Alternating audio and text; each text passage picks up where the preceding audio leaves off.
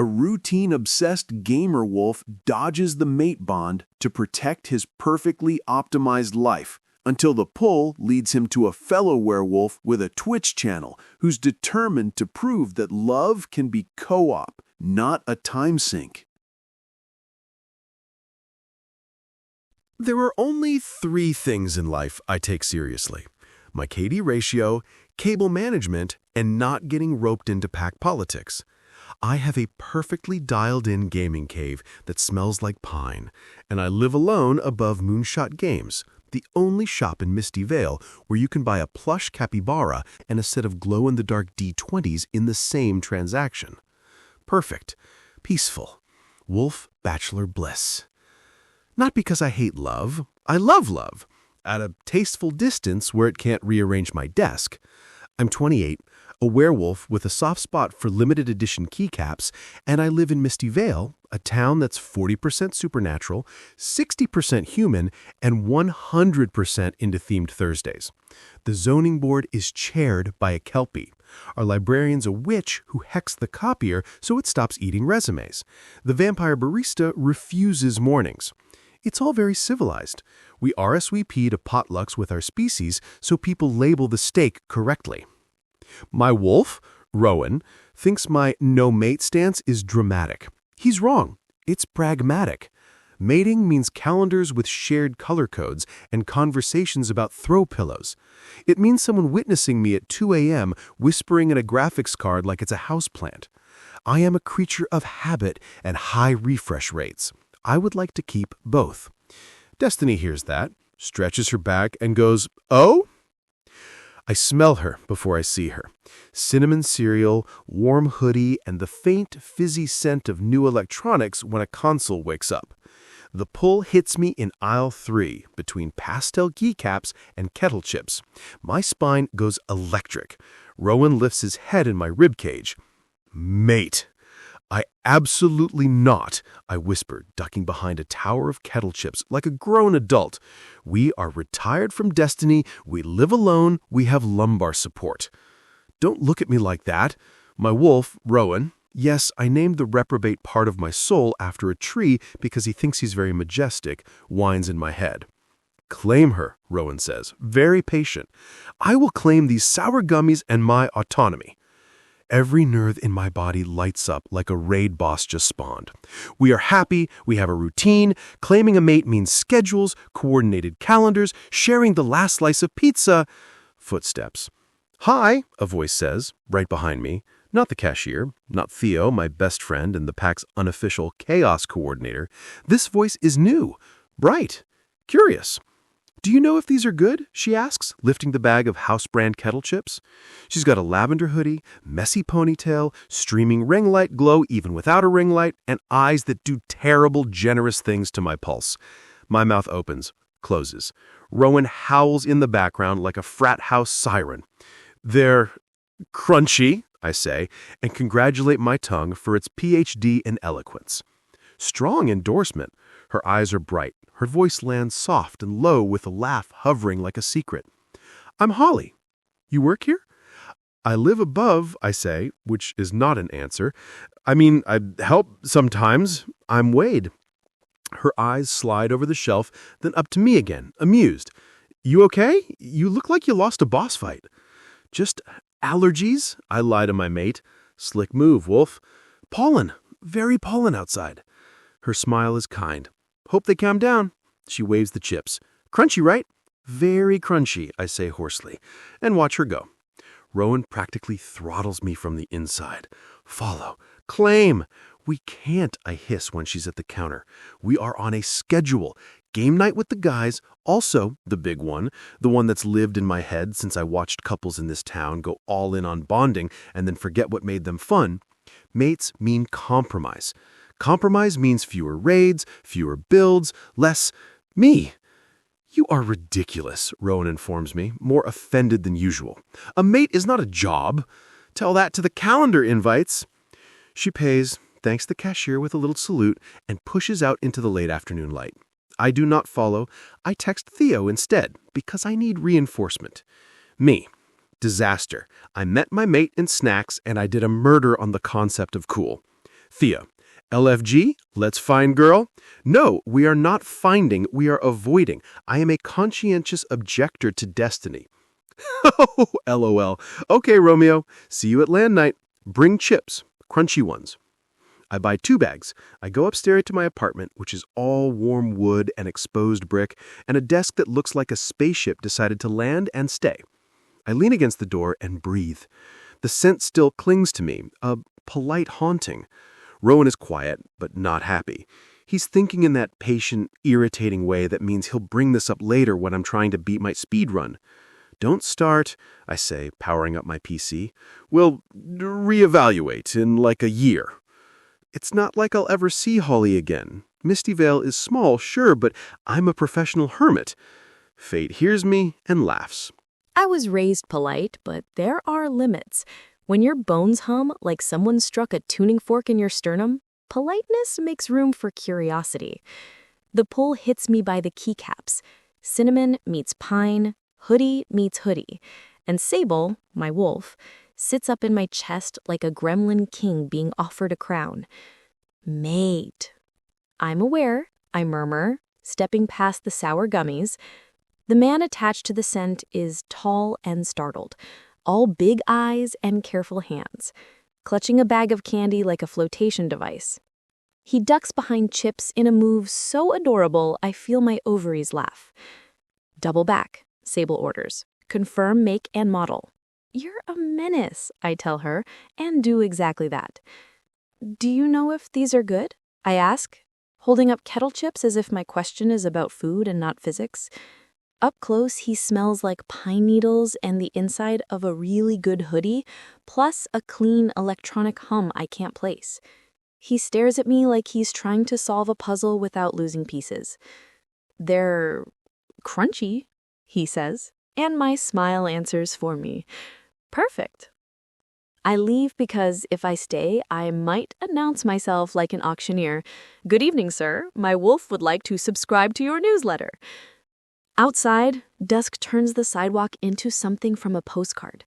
Misty Vale does that, goes cinematic at inopportune times. The town is integrated and practical about it. Wolves, humans, witches, fae, vampires. Nobody hides. We argue about recycling bins like families do, and label the potluck dishes so the Kelpie doesn't get stuck with the lemon squares again. Aunties run the world and raffle quilts. There's a raccoon menace named DJ Bandito, who only steals reflective objects and has a favorite bench like a mare. I moved here last week to reopen my aunt's cafe as Boba and Board 2.0, a hybrid of boba and board games because beverages and dice are natural allies. My new landlord left a welcome basket by the door with a jar of local honey, a pamphlet titled So You're Living in Misty Vale, and 3 coupons for the Founders Day Festival. The honey is amazing. The pamphlet is hilarious in a very earnest way. Please do not attempt to pet a wolf without explicit consent. And the coupons are already burning a hole in my pocket. I unload my car into my little rental behind the old Boba and Board cafe, soon to be reopened as Boba and Board 2.0. If my aunt's dream and my spreadsheet both hold, I set up my streaming corner in the front room. Camera, ring light, my white and rainbow keyboard, like a row of happy teeth.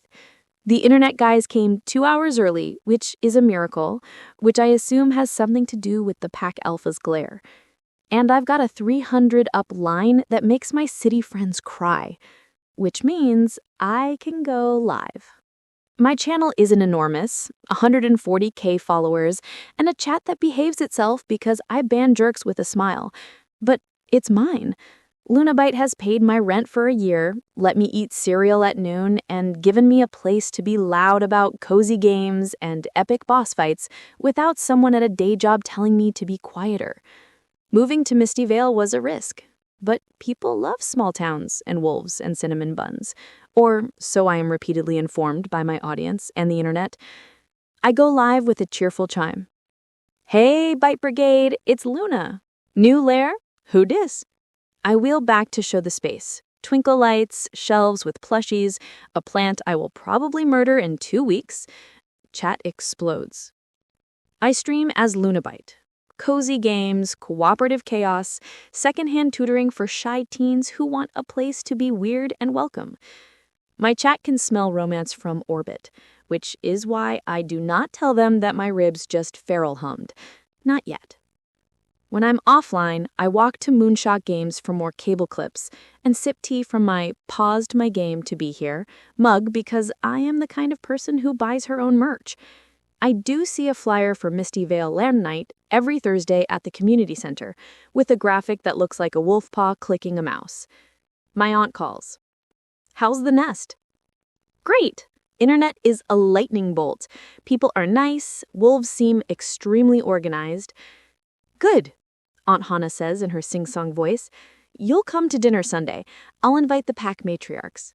Auntie, no. They make excellent dumplings, she says, then hangs up. I look at my calendar. Thursday, land night. Friday, test stream of a new game. Saturday, charity stream for Rescue the Fluffs, a shifter rescue that specializes in half-shifted pups that knock over potted plants. Sunday, dumplings with Aunt Hannah and possibly wolves. I can't wait. My mind goes back to Wade. Sable flops on her back with her paws in the air. He is ours. He is a person, I remind her, and so are we. And the difference between a fairy tale and a life is that in life you ask, not grab. Ask then. I decide to find his orbit again without being a bulldozer. Pushy is fine. Bulldozers are for raccoon-proofing the trash. Avoidance is an art. I hang a small gone fishing sign on my heart and attempt to work around the crater destiny punched through my routines. I fail immediately. Rule 1 for not accidentally claiming your mate. Do not watch her stream. Thanks to my enthusiastic traitorous friend Leo, he found out she is a streamer and he dropped her channel name on me. Though I tried to ignore, eventually curiosity got the better of me. I opened Lunabite's channel. She is joyful and precise, generous with teaching, bans trolls with a velvet axe, and explains a frame-perfect trick like she's handing a present, not flexing. My chest makes a noise. I clap alone, mortified. Rowan sighs like a patient older brother. We like her. Chase her. I am busy doing research, I insist, and rewind a segment where she comforts a nervous teen caller. She says the girl's laugh is perfect, and anyone who doesn't like it can go eat a stale crouton. I fall a little in love with the way she refuses to dim. Thursday land night is my ecosystem. I cart in 2 spare rigs and a fistful of HDMI cables because every week someone forgets one, and every week I save the day. Theo is already there corralling a group of 10th graders who think muted mics are a personal insult. Romeo, he yells when he sees me, even though I forbade him from calling me that. Did you bring snacks for your destiny? I brought snacks for the children, I say, and stop saying destiny. Say it with me. He holds up his hands like we're at youth group. D, Stan, knee. I aim a wristband at his head. He ducks, grinning. You look extra feral. Where is she? Is she here? I'm not. And then she walks in, like my spine ordered her personally. Lavender hoodie again, hair in a messy bun, backpack that says I can carry both a mechanical keyboard and 3 hopes. Holly. She looks around with bright, hungry eyes, and I watch, helpless, as a room full of screens becomes backdrop. Rowan sits up, ears pricked. Now. Nope, I say aloud, then wince because Theo hears things. Holly spots the sign-up sheet, and the 2 of us simultaneously move to intercept a small gremlin about to write butts on it. Our fingers bump. It's the exact level of electric everyone jokes about. My wolf lunges so hard I grip the table. Hey, she says, smiling like we already share a joke. Moonshot guy? Hi. My mouth, my bright traitorous mouth, says, You're here for the butts tournament? She snorts. I am indeed here for the legitimate family-friendly co-op game tournament. I can do basic conversation. I say, Do I get a loner rig, or do I win this with sheer personality? Personality is OP, I say, and slide the best setup toward her before I can stop myself. People pretend not to notice, which is pack kindness at its finest. I watch her move. She chooses a corner seat with a view of the whole room. Smart. She arranges her gear like she's done this 1,000 times. Headphones just so, wrist rest aligned with the neatness of a surgeon. "Stop staring," Theo mutters, elbowing me. "You're making people uncomfortable, people being me." "I'm conducting a safety analysis," I mutter back. "You're conducting a future analysis," he says. Holly plays like light. She's not sweaty about it, doesn't try to dominate. She slides into whatever her teammate needs, supportive and sharp, joking in the chat with little quips that make the room warmer. I try not to watch. I fail. Every time she laughs, the scent rises and my heartbeat does something idiotic. Rowan pants in delight. Hours. When it's over, she's in the top bracket and gets knocked out by a kid with the hands of a hummingbird.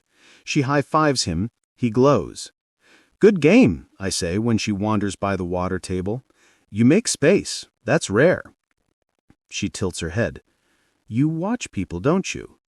I host, I say, suddenly shy. I like when everyone feels like they were part of it. "You're good at it," she says simply, then takes out her phone. "Hey, I'm doing a charity stream Saturday for Rescue the Floofs. Co-op chaos? If you want to hop on for 30 minutes. My brain short-circuits. A stream. With my mate. With cameras. With chat. My chest tightens. Maybe, I say, because words are a tide and I have a very small boat. Rowan thumps his tail so hard my lungs bounce. She taps my wrist once, like a tiny gavel. "Maybe is yes in a shy hoodie," she tells me, then goes to tease the vampire barista into accepting SPF lip balm as a tip. I pretend to reorganize a table and succeed only in moving it 6 centimeters. Theo, my friend, chaos coordinator, and relentless romantic, watches me dodge like a Roomba avoiding a shoe. "Are you optimizing foot traffic or your emotional availability?" he asks. "I am guarding my routines," I tell him. He smiles like he knows the shape of my excuses. "You're not going to get less you, Wade. You'll get more." "Stop being quotable," I say, and move the table back. Misty Vale runs on festivals and aunties. The aunties have Pinterest accounts with power user badges and a hotline to the town hall. If you don't set boundaries with them, you end up engaged to the next person who hands you a casserole. I like them. I like the witch librarian and the Kelpie zoning board and the vampire barista who refuses dawn. I like the way humans in town treat us like neighbors, not spectacle. I like how Wade moves through a room without needing to be the loudest thing in it. I also like getting what I want. And right now, I want him. My pushy is polite. I invite, not bulldoze. I drop by Moonshot with a question I could probably solve alone. He comes downstairs like a man walking into a trap he knows he won't regret. "Can you look at my Wi-Fi?" I ask, framing it like a favor to the community because I am shameless. My card reader sometimes hiccups when it's used.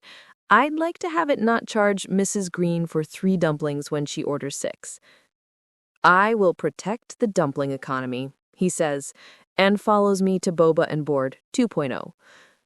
He fixes my card reader without fanfare, labels my cables with a label maker he just happened to bring, and leaves a little shelf under the counter for my wrist rests because he noticed I shoved them in the drawer and did not approve. I tip him with dumplings and watch his shoulders loosen when he realizes I don't expect a performance. He's easy when he forgets to be careful. We fall into a rhythm without meaning to. He helps me carry chairs, and then agrees to do the charity stream with me. I try not to act surprised, as I was sure he would get cold feet and not agree. The charity stream is chaos in the good way. We raise $2,000 in the first hour because my audience is a bunch of softies with credit cards. The Floofs Rescue sends photos of a lab puppy wearing a bandana, and chat collectively combusts. I start the game Overcooked, Haunted Kitchen. I pull him into voice and do a quick mic check. He sounds nervous in a way that makes me want to pat him and hand him tea. He also has a laugh like a low chord on a guitar. Concentrate, Holly. Chat, I announce, we have a guest. Misty Vale's own man of mystery. Say hi to Wolf Noob. Absolutely not, Wade said, appalled, and I crack up. He's good at the game, focused and gentle. He calls out plays without barking.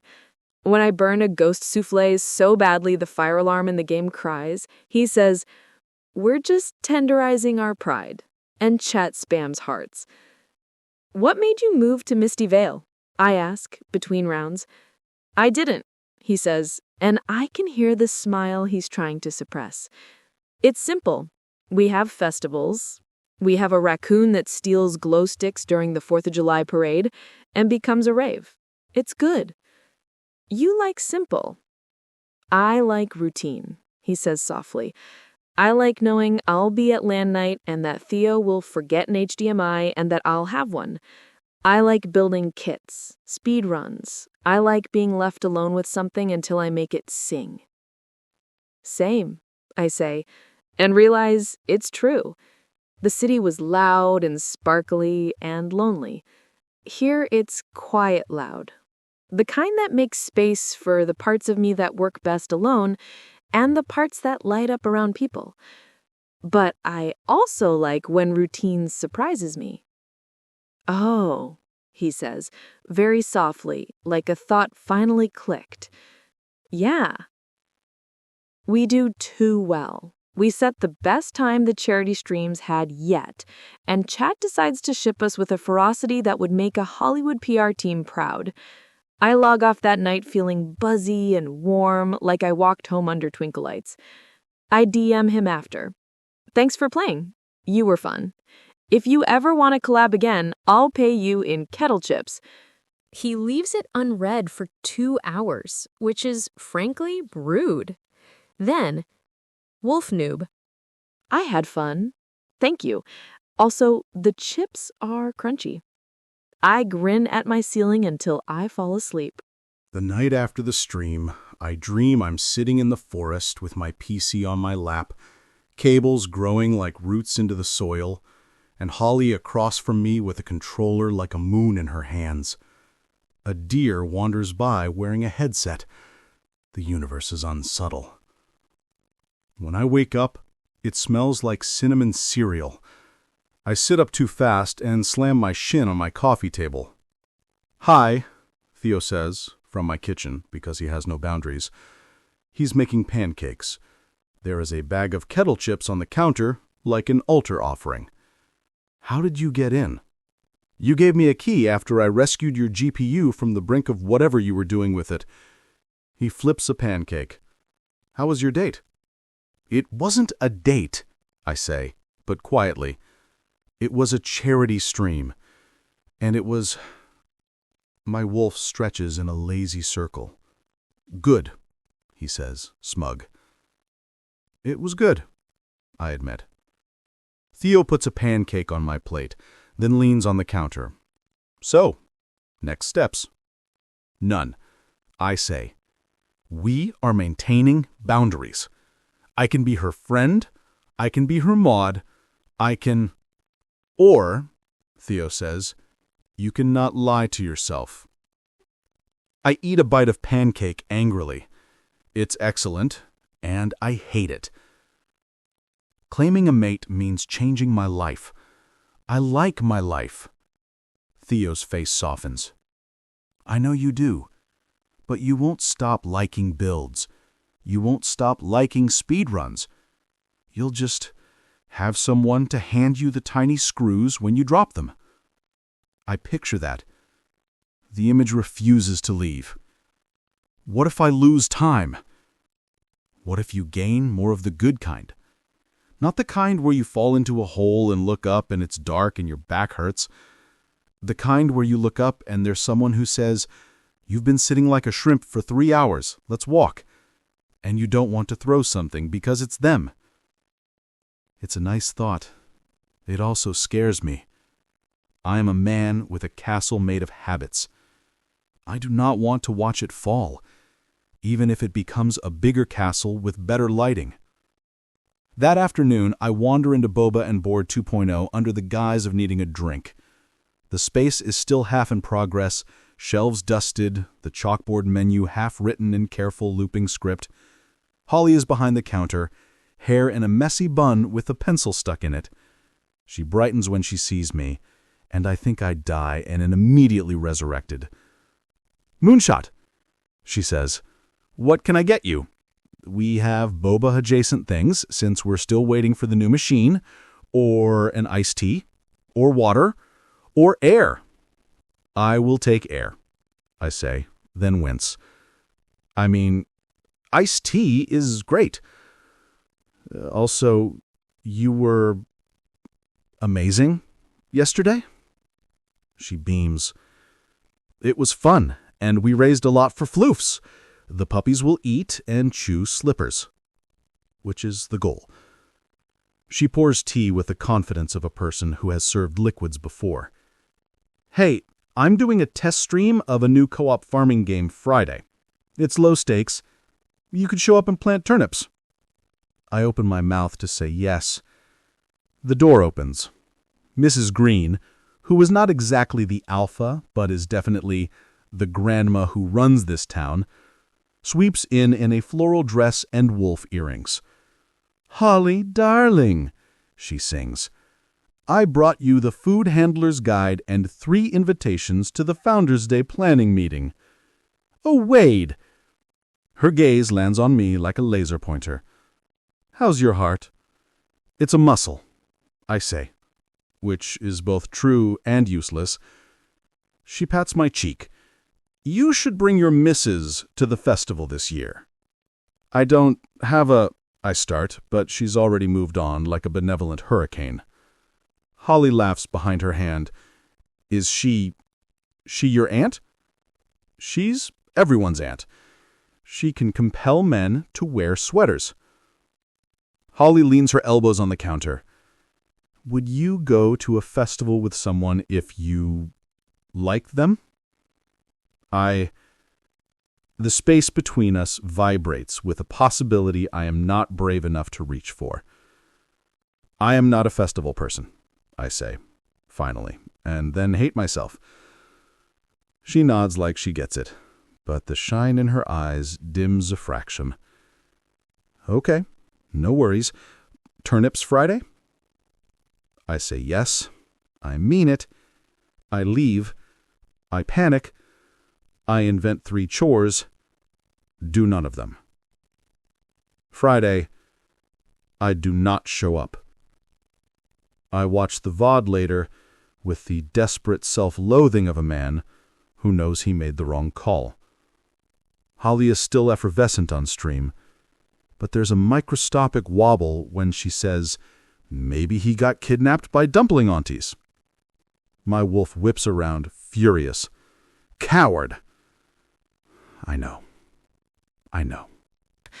I don't cry after the stream because I am a grown adult who knows that sometimes people are busy and sometimes anxiety is a troll in your brain that whispers, "You're too much."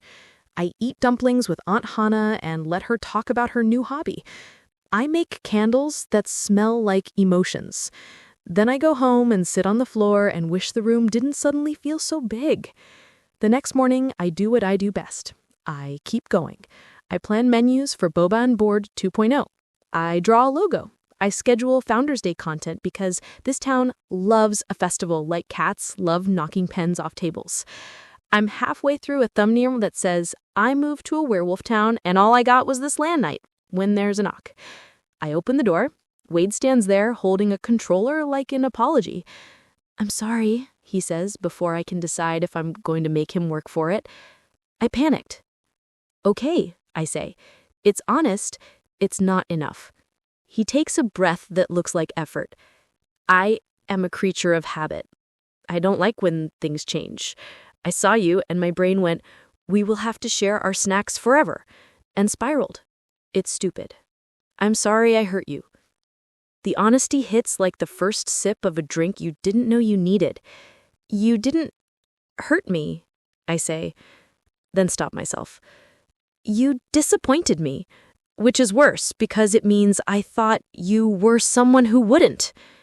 His face crumples just a little. I want to be the version of me you saw, he said softly. I just need a second to reroute my brain. Okay, I say, this time gentler, because I know how hard it is to say the thing you're not good at out loud. 1 second. Then we plant turnips. He smiles, quick and unguarded. Turnips, he repeats like it's sacred. We set up in my living room, which makes my wolf pamphlet sit on the shelf and judge us. We play. He's even better in person, relaxed and sly, jokes tossed like small gifts for me to catch. I relax too. At some point, his knee and my knee become friends. We don't mention it. In the second hour, a notification pings on his phone. He glances at it, then grimaces. I have to go help set up for trivia night. The projector died. Or it will die soon. I can tell. You can tell? It's making a noise like a person trying to remember a name, he says solemnly. Come, there's popcorn and terrible team names. I do not say, I thought you didn't want to be seen with me. I do not say, why do I suddenly care so much about popcorn? I'll come, I say. But if your aunties try to make me join a quilting circle, I'm out. They only recruit through rigorous bake-off tryouts, he deadpans, and the thing in me that worries about being too much stops humming for a second. Trivia night is cozy chaos. A toddler in a wolf onesie steals someone's pen and becomes the mascot. Mrs. Green tries to bribe the scorekeeper with lemon bars. Wade fixes the projector with a whisper and a gentle whack. People wave, tell me they loved the charity stream, ask about the cafe. It feels like being folded into something warm. After, walking back under crooked string lights, he says out of nowhere, "You smell like cinnamon and candy," and my entire body goes pink. That's not a line, it's just how my brain works. Okay, I say, heart doing cartwheels. You smell like pine needles and the inside of a good hoodie. He stops. That's high praise. Don't let it go to your head. He looks at me, serious now. Mates are a powerful, real thing. I am scared. I thought I would have to give up pieces of me, but I think maybe it's the opposite. I think so too, I say softly. I felt it in the snack aisle. I doubled back to confirm. I didn't push because of the bond. I pushed because I like you. The bond is a vehicle. I want the driver.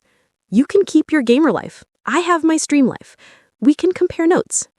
We stand there, two dorks on a sidewalk, and the moon is stupidly cinematic. I'm sorry. I panicked. I thought mate meant I'd set down the parts of me I like best. Watching you, it's the opposite. I see more. She crosses her arms, not defensive, self-holding. I felt it in the snack aisle. I doubled back to confirm. I didn't push because of the bond. I pushed because I like you. The bond is a vehicle. I want the driver. Rowan preens. Marry her. Not out here on the sidewalk, I tell him, then tell her, can we try this like a dungeon with visible traps? I got flags, she says, and we set 3. No surprise public claiming, romance comes before content, and hydration every hour.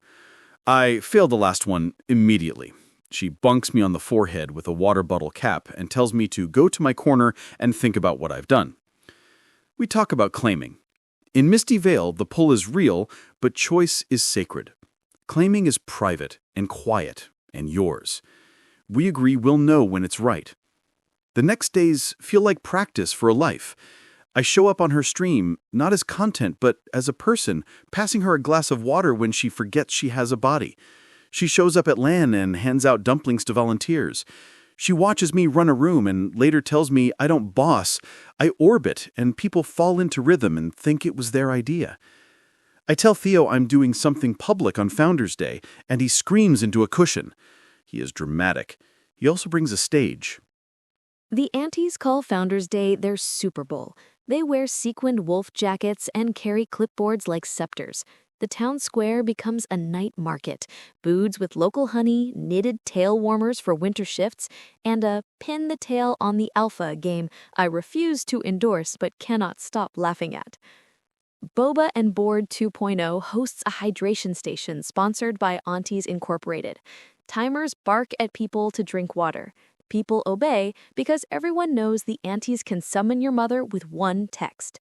I do a panel on streaming ethics and snacks. Wade is everywhere, like a quiet stagehand ghost, fixing mics, moving tables, guiding a toddler in a wolf onesie away from a puddle with a soft sound. His shirt says Lanimal because Theo has no mercy. At 8, the town square lights up. A projector throws a co-op game onto the side of City Hall. A banner says Moonlight Marathon, hand-lettered in Wade's careful block letters. He takes the mic, calm in a way that makes my heart gallop. "Thanks for coming," he says. "Tonight we're trying something new. A co-op under the moon to raise money for Rescue the Floofs and the library's tech lab." The crowd perks up. People like puppies and 3D printers in our town the way they like oxygen. He looks at me. My wolf puts her paws on the windowsill of my heart. Now, Sable says, equal parts command and joy. He's brave. "I would like to ask someone I admire to be my player too," he says. And it's the admire that melts the last defensive knot in my chest. He's not doing spectacle, he's doing truth with a stage. I join him. He hands me a controller. Our fingers brush and the town pretends not to inhale. He says softly, not for the mic, "If at any point you want me to stop talking, blink twice." "Blinking once for go," I say, and the stupid giddy thing inside me stands triumphantly and waves a little flag. We play. It's not about high scores. It's about us. He mirrors my pace and lets me take the lead on levels I know. I defer to him when the route goes weird. We mess up, laugh, reset. He hands me water without comment when I get focused. I nudge his shoulder when he gets in his head and say his own line back to him. We're just tenderizing our pride. We beat the community record by 12 seconds. People cheer like we invented joy. The QR code pings and pings, the puppies will eat, and the library will print miniature dragons until the teens run out of names. Wade breathes into the mic, looks at me, and then looks at everyone. I was scared that mating would make me less me. The square hushes. Sequins pause mid-glitter. Holly made me more me. I'm not choosing a bond tonight. I'm choosing her. The bond can catch up. It's the exact sentence my bones needed. Love as a verb we do on purpose, not a trapdoor. He holds up a braided cable sleeve woven with a slim silver thread that catches the moon. Aunt Hannah helped, he admits, which means my aunt has corrupted him into ritual by craft. She says rituals are just habits you want to keep. We loop the braid loosely around our wrists and knot it together. Not a ring, not a spectacle, a promise that looks like our life, tidy cables and silver threads in the everyday. We hug because we are us, and because kissing on a stage feels like kissing in a church. Possible, but not our vibe. He tucks his face into my neck and exhales like someone who found a path home and can finally set the map down. People cheer, then eat caramel corn like celebrants at a harvest. An auntie I've never met pats my cheek and informs me that sweater weather is coming whether we claim or not. DJ Bandito steals the reflective ribbon off the stage and becomes a legend for a week. We leave the claiming itself for later, private and sacred under the trees behind the cafe with 3 elders, Aunt Hannah, and 3 raccoons who RSVP'd yes by showing up. There is no drama. There are vows we wrote together, and one's older than us both. He promises to respect my stream time. I promise to respect his raid time. We both promise to stop each other from sitting like shrimp. When the bond lands, it lands like a soft click, like a plug finding its port. Not fireworks, fit. Sable sighs, Rowan hums. We stand there with our foreheads touching, and the wolves inside us finally stop pacing the same line. Turns out love doesn't eat your hobbies. It feeds them kale and tells you to stretch. We learn stupidly domestic magic. She labels my cable bends with a label maker she borrowed. We split pizza like mathematicians. We add a second controller to my checkout list at Moonshot with a sign that says date night rental, and no one returns it late because I glower for a living. I still host LAN night. Holly shows up, not as a mascot, but as a neighbor, eating dumplings and teasing Theo until he cries laughs. I still watch her VODs sometimes, jaw slack with admiration, because she's very good at what she does, and it's hot when people are good at what they do. She watches me coach a nervous kid and tells me she can see how I keep rooms safe. I take that sentence and fold it carefully and put it in the pocket where I keep my best days. We open Boba and Board 2.0 on a Saturday with a line down the block. The vampire barista insists on the late shift like a benevolent bat. The witch librarian brings a good luck plant. The Kelpie from zoning arrives to check the permit and leaves with 3 bags of jasmine tea because Kelpies have expensive taste. A big guy with a healed scar on his nose returns a deck of cards he borrowed in 2002 and slides a 20 into our donation jar for Rescue the Floofs because Misty Vale is basically a sitcom written by a sentimental god.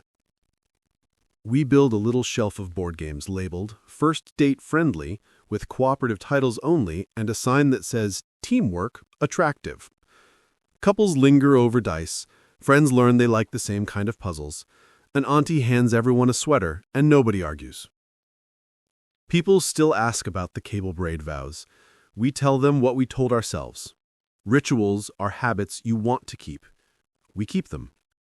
We walk between work and home at dusk, hand in hand, laughing about absolutely nothing and also everything because the best jokes in my life are the ones only she hears first. One night, after close, we sit on the floor and split the last scallion pancake.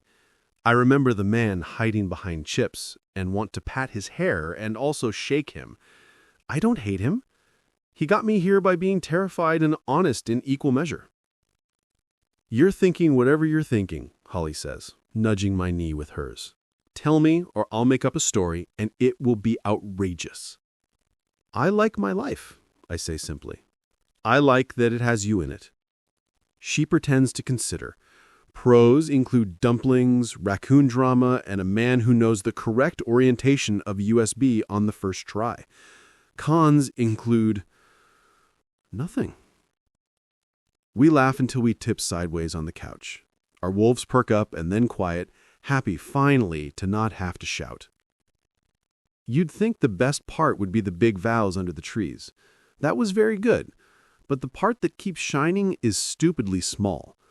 Learning her footsteps, the way she sighs before she says yes to something she wants, how she recenters me with a joke when I drift into the weeds, how she looks at me when I'm not performing and likes what she sees. Mating didn't make me less me. It gave me a co-op partner who thinks the build is beautiful. Rowan and Sable lay in companionable silence, tails wagging, finally content to nap. I look at the shelf where we keep our controllers, where the label says, Player 2, found.